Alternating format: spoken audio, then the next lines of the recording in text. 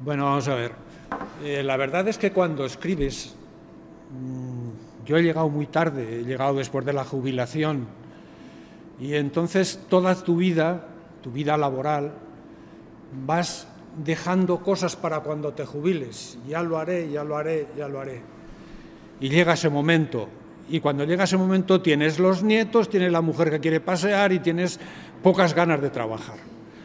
Pero, en fin, llega el caso de que te sientas delante de un papel, coges un lápiz, el lápiz empieza a llorar y tú escribes sus lágrimas. Mi trabajo, el mondongo, como su nombre indica, se refiere al día de la matanza del cerdo.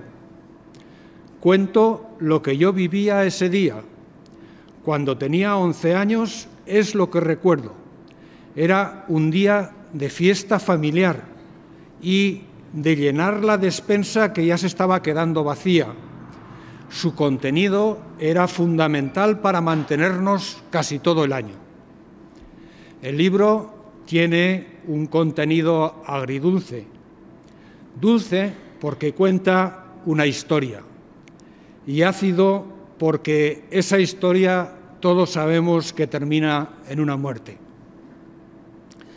En este momento podría profundizar, casi tanto como ha hecho María José, un poco más en el trabajo que presenté, pero como está publicado en el libro, y con el fin de no ser demasiado pesado si no me echarán la bronca, es preferible que si alguien tiene interés lo lea completo, despacio y cuando mejor pueda. En el pueblo donde yo nací, como en toda la comarca del Matarraña y parte de esta que nos acoge hoy, hablamos el chapurreau.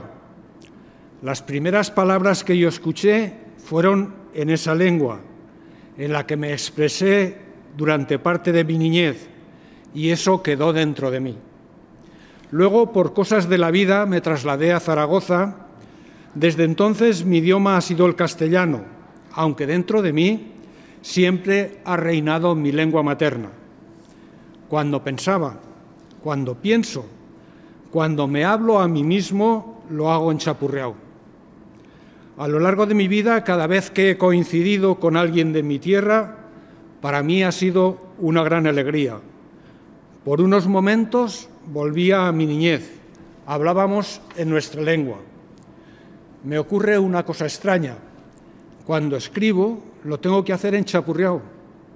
Es así como me llega la inspiración, cuando ordeno mis ideas.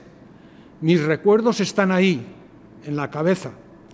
Es la cabeza de un niño de 11 años con pantalones cortos, correteando por las calles de un pueblo de la comarca del Matarraña. Y para recuperarlos está en mi lengua, el chapurreau. Todos los libros y los artículos que he escrito, en primer lugar, los he hecho en esa forma de hablar. No sé hacerlo de otra manera. Lo mismo me ocurrió con el trabajo premiado. Lo pensé en mi lengua y así lo escribí. Luego tuve que traducirlo al castellano para presentarlo al concurso. Como no me quiero hacer pesado, repito, como aperitivo solo voy a resaltar una escena del libro.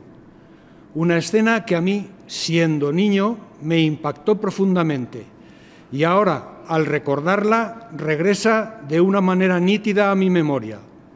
Es el círculo que se formaba en el momento de echar las especias a los embutidos.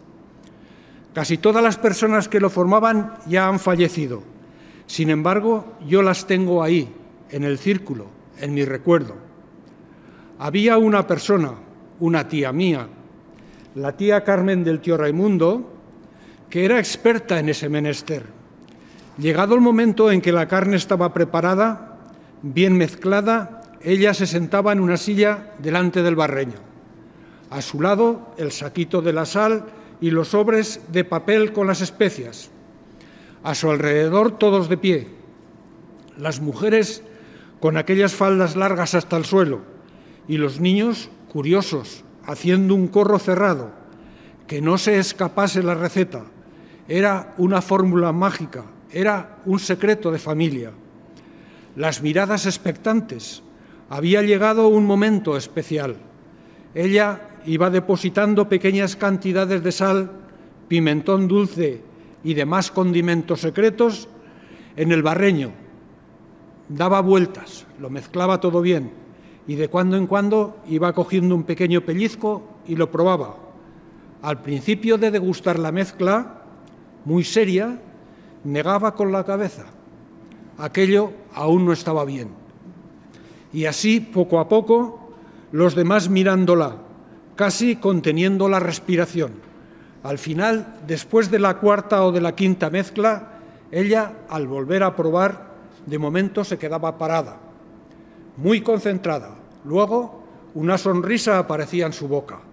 Ahora sí, su cabeza subía y bajaba. Había encontrado el punto. Todos dejaban escapar el aire, respiraban. Algún zagal hasta se atrevía a estirar la mano y probar también el embutido. Y daba su opinión. Estaba muy bueno. Era como un consejo de sabios. La fiesta podía continuar. Cada uno volvía a su sitio, a su trabajo. Se había acabado la reunión del barreño. Solo debí estar presente 2 o 3 años, pero los recuerdos son tan vívidos que se han quedado ahí y he podido contarlos en el libro después de tanto tiempo. Se lo leo en chapurriao. La porta de la caseta, és la caseta del Gorrino, que tots coneixem la caseta del Gorrino, era de fusta, en un forrallat per de fora. Per la part de baix tenia algun tros de fusta ja querat, minxat per la carcoma, minxat per los gorrinos que per allí havien passat. Quan tenia fam, lo gorrino assomava lo morro per aquell forat.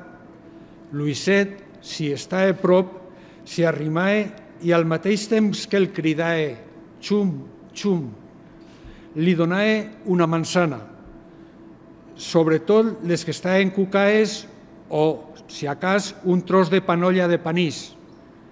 Lo afaram del gorrino, lo enganxava i se ho minxava tot, no deixava ni el suro de dintre, per si a un cas se quedava algun gra enganxat.